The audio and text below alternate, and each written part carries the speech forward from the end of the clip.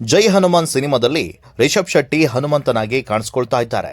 ಈ ಚಿತ್ರದ ಬಗ್ಗೆ ರಿಷಬ್ ಮಾತನಾಡಿದ್ದು, ಈ ಚಿತ್ರದಿಂದ ರಾಮ ಹಾಗೂ ಹನುಮ ಭಕ್ತರಿಗೆ ಖುಷಿ ಆಗಲಿದೆ ಎಂದಿದ್ದಾರೆ.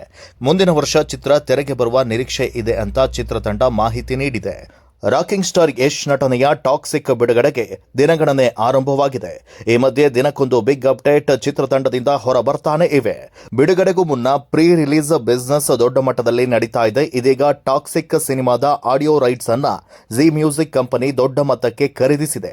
ಇದು ಸಿನಿಮಾದ ಬಗ್ಗೆಯೂ ಕುತೂಹಲ ಮತ್ತಷ್ಟು ಹೆಚ್ಚಾಗುವಂತೆ ಮಾಡಿದೆ. ಖ್ಯಾತ ಸಂಗೀತ ನಿರ್ದೇಶಕ ರವಿ ಬಸ್ರೂರು ಸಿನಿಮಾ ಜರ್ನಿ ಮತ್ತು ಅವರ ಕೆಲಸದ ವೈಖರಿ ನೋಡಿ ತೆಲುಗು ನಟ ವಿಶ್ವಾಕ್ ಸೇನ್ ಚಿನ್ನದ ರೋಲ್ಯಾಕ್ಸ್ ವಾಚ್ ಅನ್ನ ಗಿಫ್ಟ್ ಆಗಿ ನೀಡಿದ್ದಾರೆ.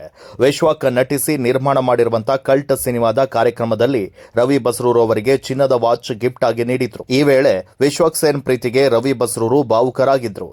ಇದು ಕೇವಲ ವಾಚ್ ಅಲ್ಲ, ಎಲ್ಲ ಸಂಗೀತ ನಿರ್ದೇಶಕರಿಗೆ ಸಂದಿರೋ ಗೌರವ ಅಂತ ಕೊಂಡಾಡಿದ್ರು.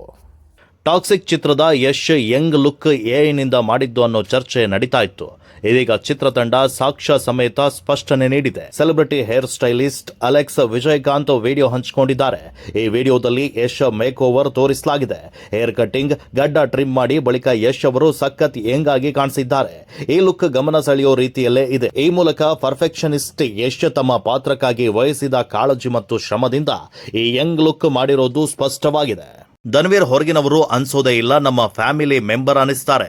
ಇವರು ನಮ್ಮ ಮನೆಯ ಸದಸ್ಯರೇ ಆಗಿದ್ದಾರೆ ಅಂತ ವಿಜಯಲಕ್ಷ್ಮಿ ದರ್ಶನ್ ಹೇಳಿದ್ದಾರೆ. ಹಯಗ್ರೀವ ಚಿತ್ರದ ಟ್ರೈಲರ್ ರಿಲೀಸ್ ಇವೆಂಟ್ನಲ್ಲಿ ಈ ಮಾತನ್ನ ದರ್ಶನ್ ಪತ್ನಿ ಹೇಳಿದ್ದಾರೆ. ಈ ಮೊದಲು ದರ್ಶನ್ ಜೊತೆಗೆ ಸಾಕಷ್ಟು ಜನ ಇದ್ರು, ಸ್ನೇಹಿತರು, ಆಪ್ತರು ಇದ್ರು. ಆದರೆ ಈಗ ಅವರಾರೂ ಇಲ್ಲ, ಬದಲಾಗಿ ಧನ್ವೀರ್ ಮಾತ್ರ ಇದ್ದಾರೆ.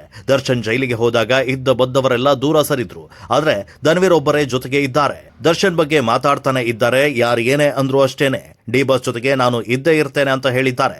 ಇದೀಗ ವಿಜಯಲಕ್ಷ್ಮಿ ಧನ್ವೀರ್ ನಮ್ಮ ಫ್ಯಾಮಿಲಿ ಮೆಂಬರ್ ಎಂದಿದ್ದಾರೆ. Big boss Kannada season 12ರ ಸ್ಪರ್ಧಿ Malu ಹೊಸ ಸಾಂಗ್ ಮೂಲಕ ಎಂಟ್ರಿ ಕೊಟ್ಟಿದ್ದಾರೆ.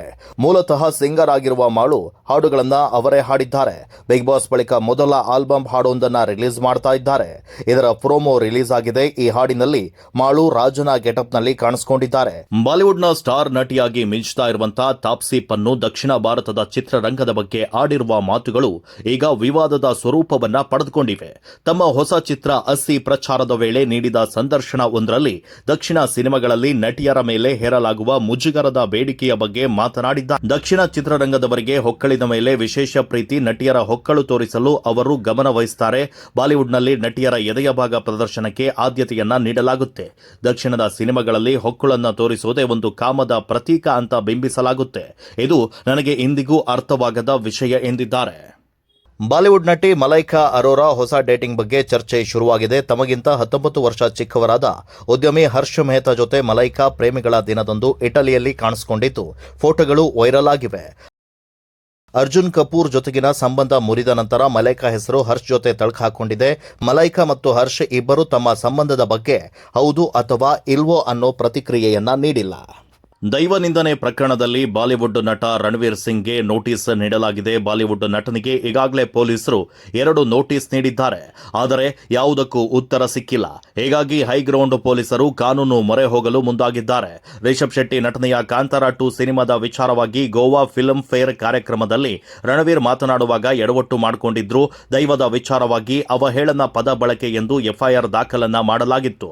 ಇದೀಗ ಈ ಬಗ್ಗೆ ಮತ್ತೊಮ್ಮೆ ನೋಟಿಸ್ ನೀಡಲು ಪೊಲೀಸರು ಮುಂದಾಗಿದ್ದಾರೆ. ಕೇರಳ ಸ್ಟೋರಿ 2 ಸಿನಿಮಾದ ವಿರುದ್ಧ ಕೇರಳದಲ್ಲಿ ವ್ಯಾಪಕ ವಿರೋಧ ಕೇಳಿ ಬರ್ತಾ ಇದೆ. ಇದೀಗ ಬಾಲಿವುಡ್ನ ಖ್ಯಾತ ನಿರ್ದೇಶಕ ಅನುರಾಗ್ ಕಶ್ಯಪ್ ಕೂಡ ದನಿಗೂಡಿಸಿದ್ದು ವಿರೋಧದ ಮಾತನಾಡಿದ್ದಾರೆ. ಕೇರಳ ಸ್ಟೋರಿ 2 ಸಿನಿಮಾ ಟ್ರೈಲರ್ ಒಂದು ಅರ್ಥಹೀನವಾದದ್ದು. ಇದೊಂದು ಅಜೆಂಡಾ ಸಿನಿಮಾ, ದುಡ್ಡು ಮಾಡೋದಕ್ಕಾಗಿಯೇ ಮಾಡಿರುವಂತಹ ಸಿನಿಮಾವಿದು ಅಂತ ಅನುರಾಗ್ ಕಶ್ಯಪ್ ಕಿಡಿಕಾರಿದ್ದಾರೆ.